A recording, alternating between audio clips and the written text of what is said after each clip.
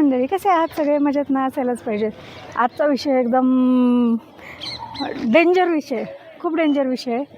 कारण काय माहिती आहे का, आज प्रत्येक ठिकाणी आपण फेसबुक, यूट्यूब, इंस्टा काहीही ओपन केलं तरी फक्त सिया, केतन, चेतन हा विषय आपल्या डोळ्यासमोर येतो. आणि लोकांना तर काय झालं आहे माहिती आहे का, की आपल्याला एक कंटेंट भेटले असं वाटतं त्यांना, ते फुल एन्जॉय करून तो विषय आपल्याला प्रेझेंट करून दाखवत आहेत.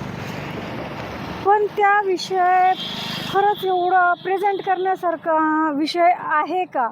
कारण जे सियानी केले ते काही कौतुकास्पद नाही आहे. जे केतनच्या आयुष्यात घडलं ते तर भयानकच आहे. काय करणार त्याचे आईवडील ना, कारण एकुलता एक मुलगा आणि आता लग्न होणार आहे त्याचं, त्या आनंदामध्ये ते असणार आहेत.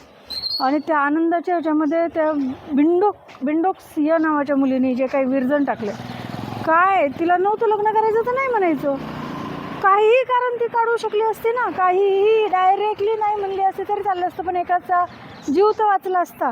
आणि ते काय आपल्यासाठी असं प्रॉपर कंटेंट नाही आहे की आपण त्या कंटेंटला धरून एन्जॉय केलं पाहिजे, त्या कंटेंटला धरून आपण असे व्हिडिओ बनवले पाहिजेत. ॲक्च्युली माझ्यासुद्धा म्हणजे मनात आलं होतं बरं का, आपण असं व्हिडिओ बनवू की चला सिंहगडावर जायचं, लोहगडावर जायचं वगैरे असं.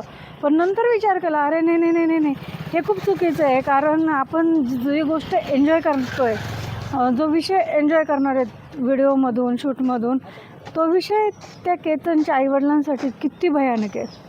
आणि तो जर विषय आपण असा एन्जॉय करून जर मांडत असेल तर ते खूप अवघड आहे. कारण त्या विषयाला धरून जर आपण चाललो तर नंतर अजून विषय असे वाढतच जाणार ना.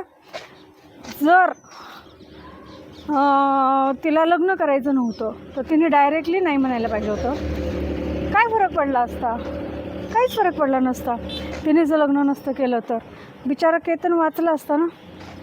आणि काय हे तर काय देत आहेत समजा की कशामुळे, तर त्याला टक्कल होतं, त्याला तोत्र बोलायचा, हे जर ती कारण देत असेल तर इतक्या श्रीमंत मुलासोबत लग्न करताना हा विषय कोणी मनात घेतला असता का? त्याला टक्कलच आहे, तो तोत्रा बोलतो आहे. अरे किती हँडसम मुलगा होता तो, आणि तिच्यासाठी किती करायला तयार होते. आपण ऐकतो की 17 करोडचं कार्यालय घेत होते ते. 17 करोडचं कार्यालय आपण तर स्वप्नात विचार नाही करणार, 17 करोड रुपयाचं किरायाने कार्यालय घ्यायचं. अरे एवढं जर तिच्या नशिबात सुख होतं तर तिने ते पाहिलं नाही की आपल्या नशिबात सुख किती येणार आहे, किती जीव लावणारा मुलगा आहे. जर प्री वेडिंगसाठी ते बाहेर देशामध्ये जात आहेत, हे तर स्वप्न पाहतात लोक ना. आणि तिला भेटलं तर ते मूर्ख चेतनसाठी तिने आलेलं सुख घालवलं. आता काय तिच्या लाईफमध्ये काय करणार आहे? पण तिने जर नव्हतं लग्न करायचं तर बिचारे केतनला असं मारायचं नव्हतं. आणि तो आपल्यासाठी विशेष म्हणजे कंटेंट नाही आहे. तर त्याच्यामुळे सगळ्या इन्फ्लुएन्सरने एकदा विचार करा आणि ह्याला एक मजाक बनवू नका. केतनच्या आईवडिलांची जी अवस्था असेल त्याचा पण विचार करा. धन्यवाद.